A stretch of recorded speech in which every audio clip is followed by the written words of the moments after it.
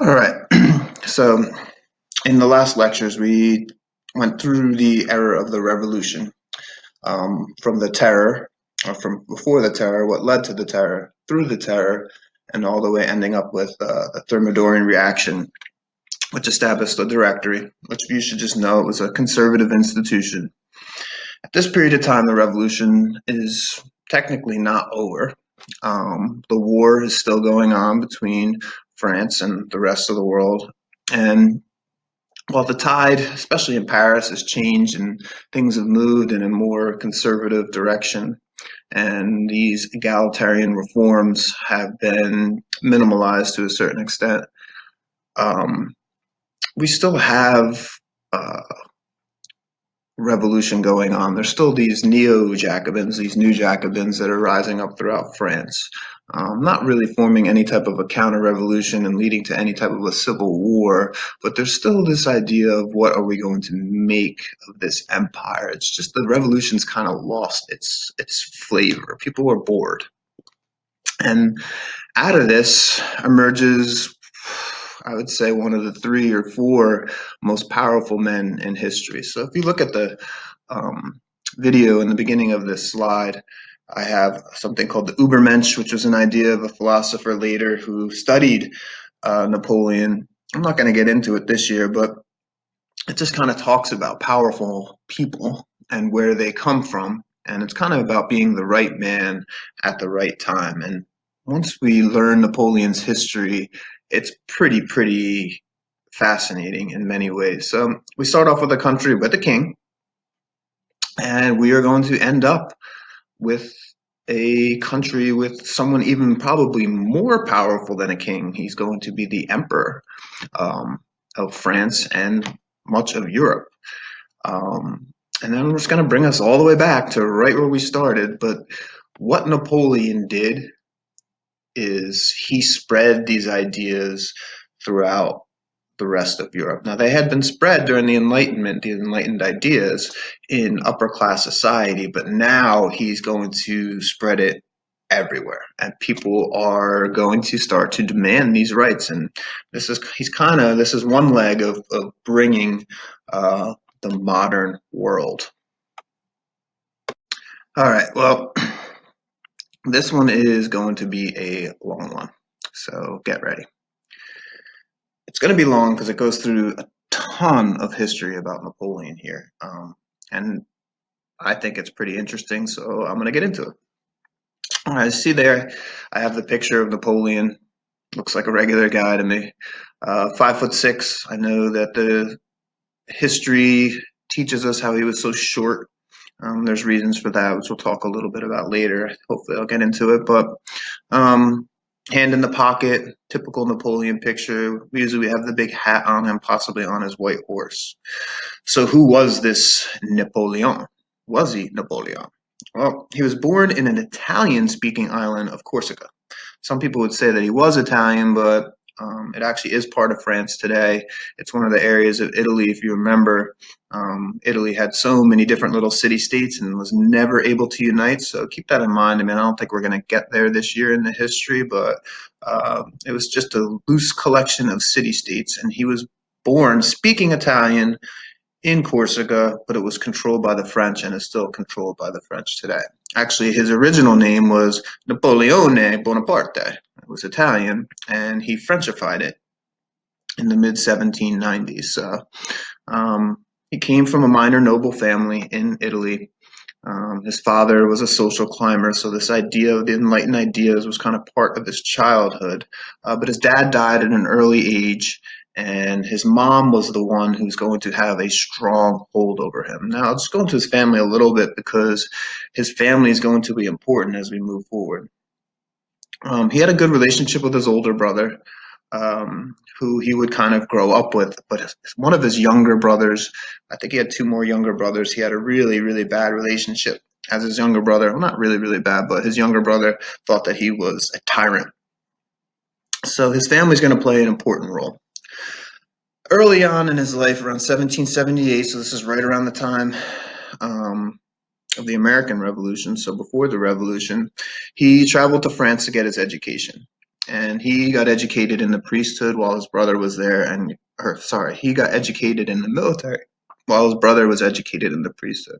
He had a rough time of it, and this is one of the things I did with the Ubermensch is he was made fun of, or things were difficult for him because he did not speak with a French accent. So it kind of made him an outsider.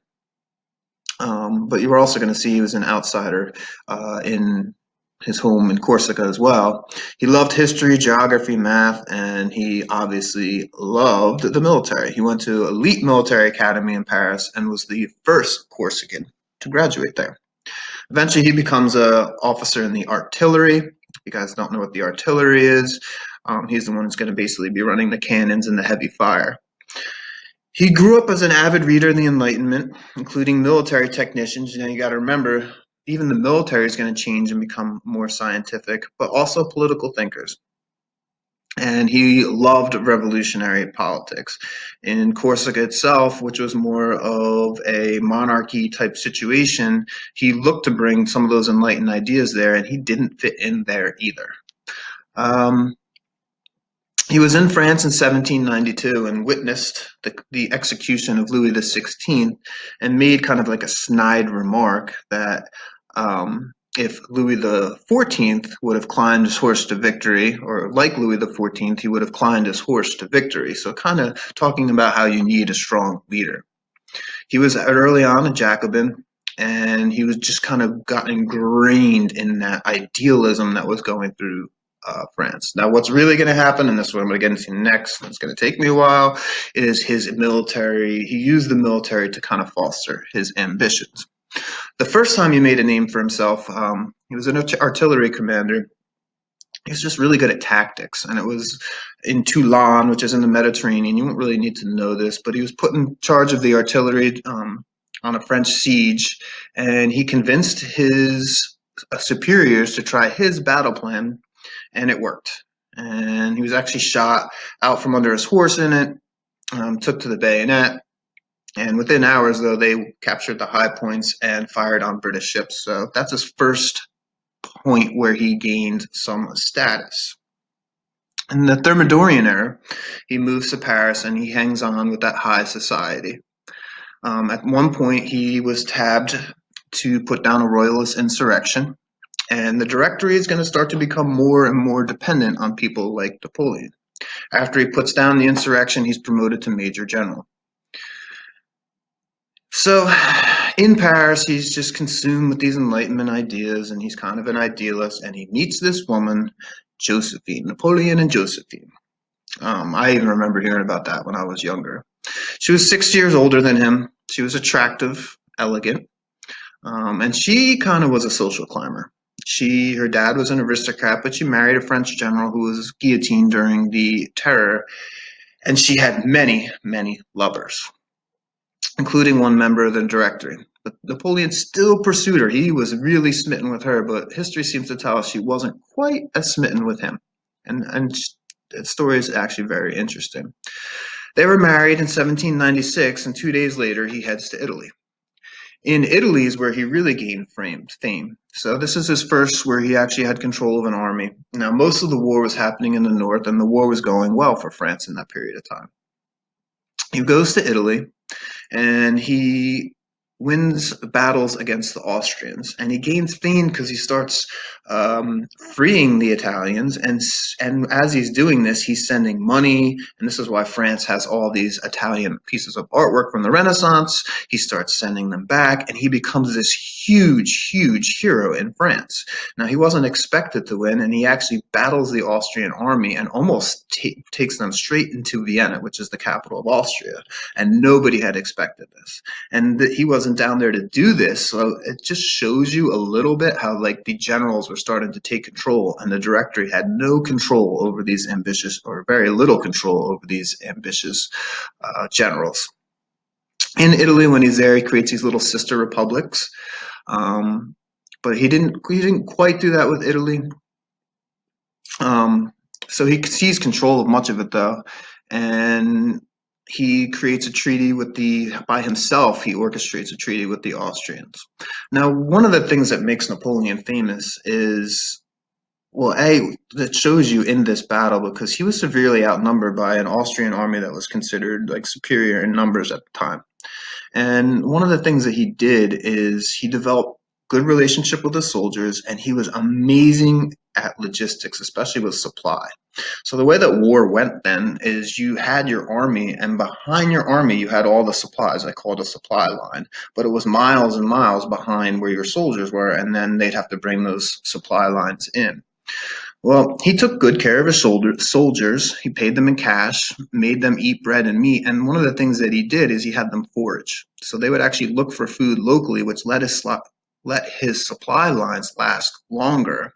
And it enabled his troops to be able to move really quickly. So they weren't necessarily completely dependent. So instead of having one huge force of soldiers, he broke them up into different groups where they could forage and do things of that sort. And then one of his other major tactics was he would cut off enemy supply lines who were more dependent than his soldiers on the supply lines by outflanking them. So that's kind of like his military genius at the time. All right. So he goes back to France after his glory in Italy, and he is super, super famous. All right. He raised the treasure chest, cash, jewels, gold, everything's coming back to France, including all this Renaissance, precious artwork. Remember, the Renaissance is just glorified in this period of time. Um, but he had defied the Directory, so they couldn't really keep control over him. And he encouraged local patriots in Italy to kind of form their own republic. So he's trying to spread these enlightened ideas, and this would become kind of a project of his. So the Directory actually thought or assigns Napoleon to look into America.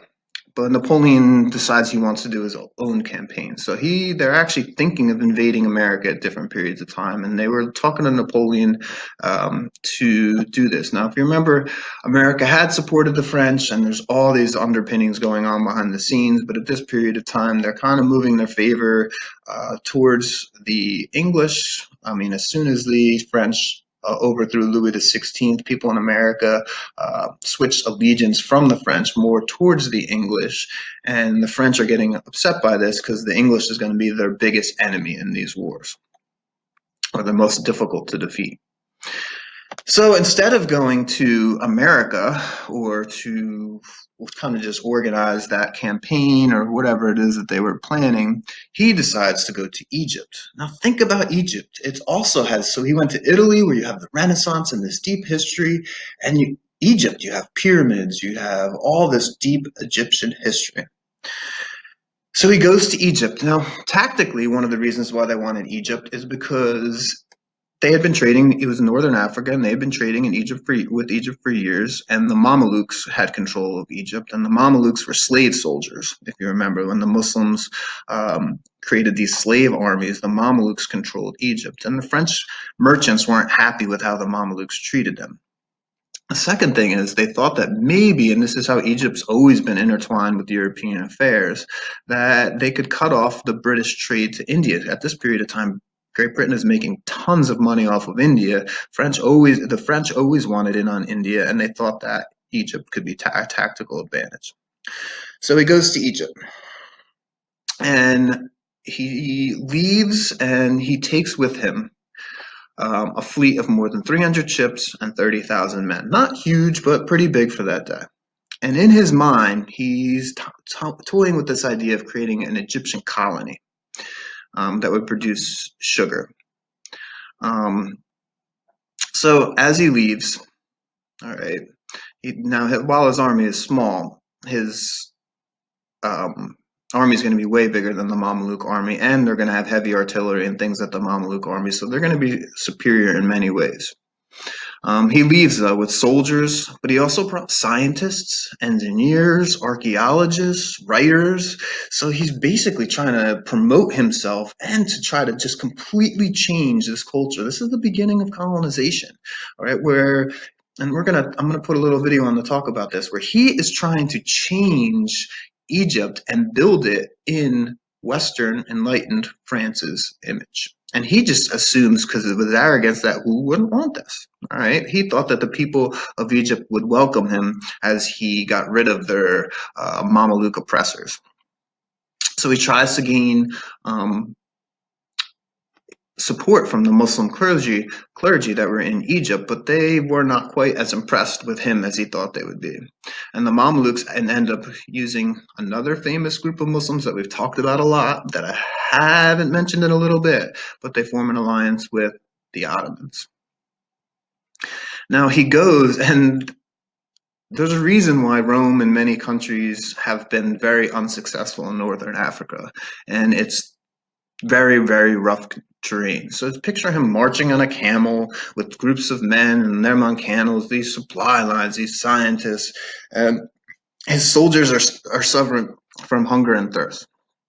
He finally meets them in battle, the Mamluks, and it's the famous, famous Battle of the Pyramids. And this is his own self-promotion. This is what Napoleon called it, the Battle of the Pyramids. Now imagine you're in France and you're reading about the Battle of the Pyramids. I mean, this is just promoting his image. The French outnumber them, like I said, and they had artillery. They easily defeat the Mamelukes. They capture Cairo 3 days later, and they control northern Egypt. Now, I said there's also 300 ships that came, and the British, now, these ships were lined up on the shore, so it was too close to the shore where they thought the British wouldn't attack.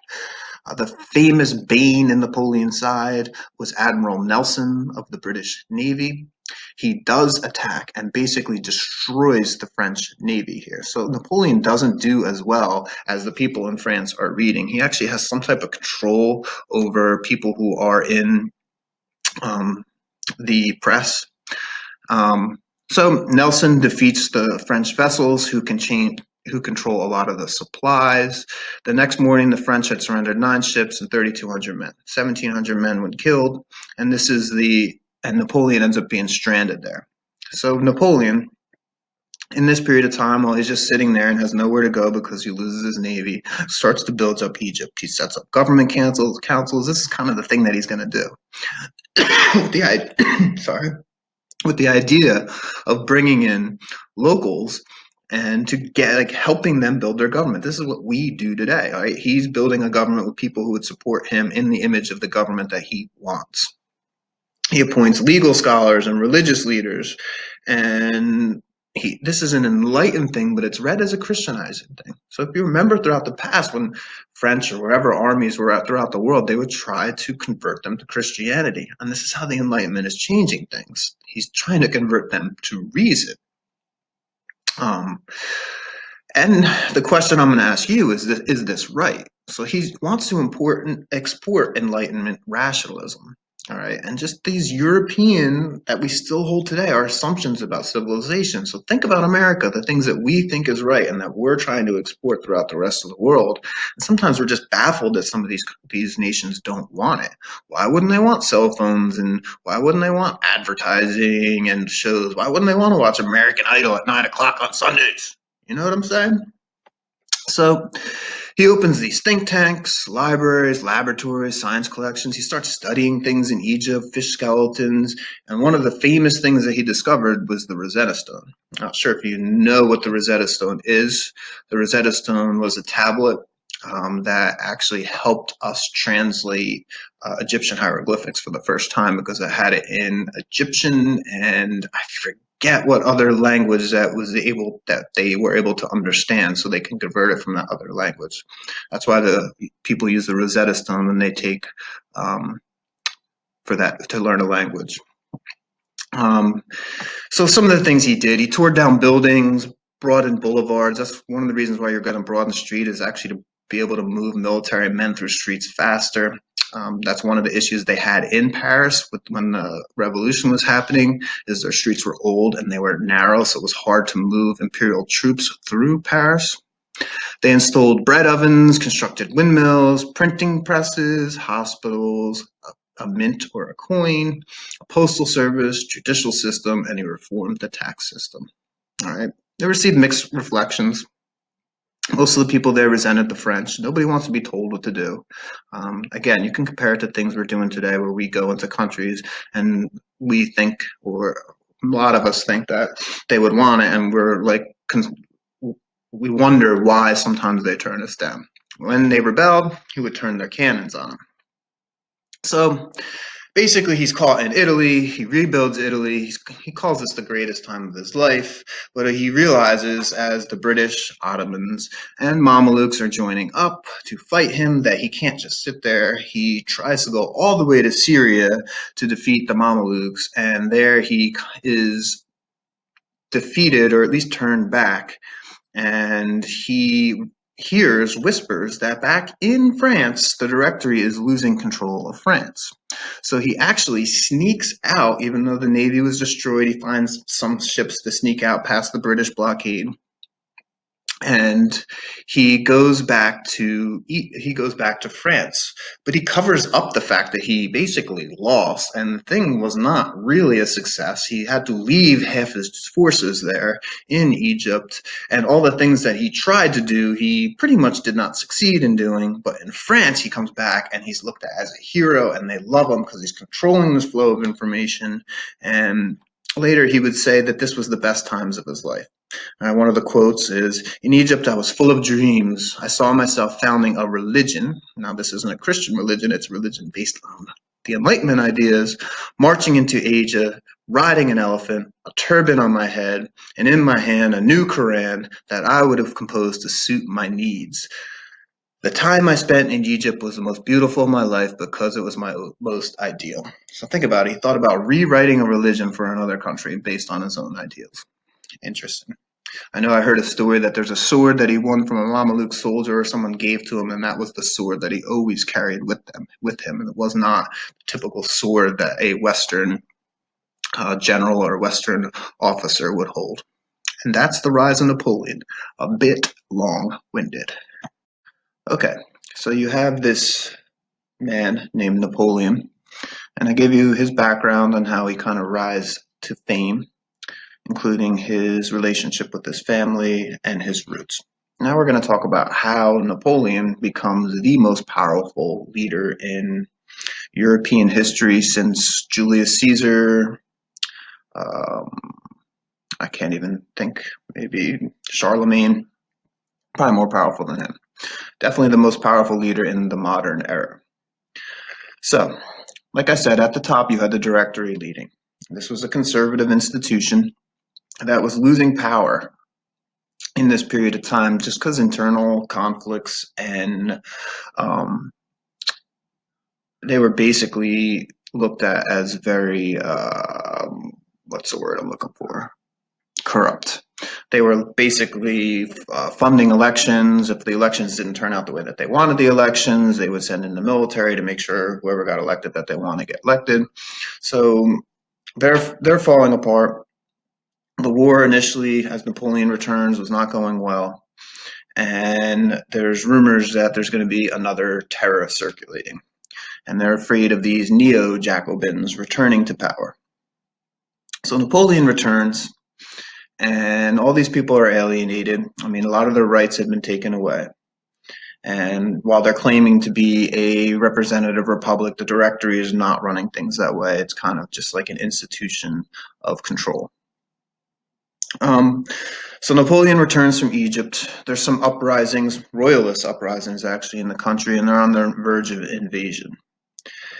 And a few conspirators in the legislature, in the Directory, start stirring up fears of this neo-Jacobin plot. As actually, Napoleon loses patience. So behind the scenes, there's this negotiation going on to put Napoleon in power. Now, how does he do this? Now, he wants to look like an elected official, and he doesn't want to do a coup, which if you look at the lecture notes, it says a coup d'etat, which is, I'm glad that they did that, because he basically uses the military to take control of the government. So as Napoleon grows impatient, his brother actually talks to members of the council from the balcony, and he warns them against the return of terror.